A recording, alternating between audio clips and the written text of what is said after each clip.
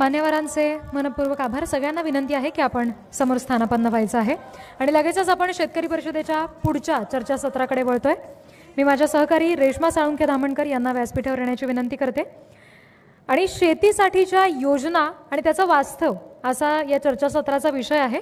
आणि या चर्चेसाठी मी व्यासपीठावर आमंत्रित करते 2 महिला सरपंच आज या शेतकरी परिषदेमध्ये बोलणार आहेत. आलमेगाव जे जुन्नरमधलं गाव आहे त्याच्या सरपंच शीतल फोडसे यांना विनंती आहे की आपण व्यासपीठावर यावं. आणि आंबेगाव तालुक्यातल्या लाखणगावच्या सरपंच प्राजक्ता रोड यांना देखील विनंती आहे की आपण व्यासपीठावर यावं. त्याचप्रमाणे मावळचे कृषी विभाग कृषी सहाय्यक अधिकारी विकास गोसावी सर आहेत, त्यांना विनंती आहे की आपण व्यासपीठावर यावं.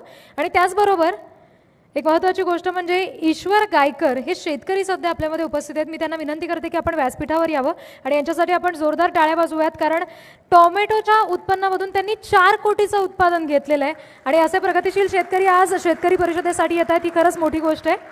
पुढची सगळी सूत्र माझ्या सहकारी रेश्मा यांच्याकडे.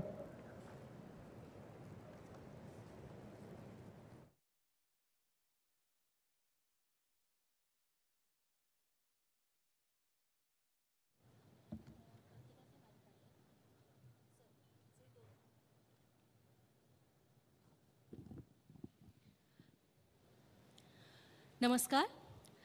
रिद्धीने आत्ता विषय सांगितलाच, शेतीसाठीच्या योजना आणि वास्तव. आत्तापर्यंत कृषी क्षेत्रातले अनेक मान्यवर मंडळी या व्यासपीठावरती बसलेली होती, नेते मंडळी बसलेली होती. मात्र गावच्या सरपंच, त्याही 2 महिला सरपंच आपण व्यासपीठावरती बोलवलेले आहेत.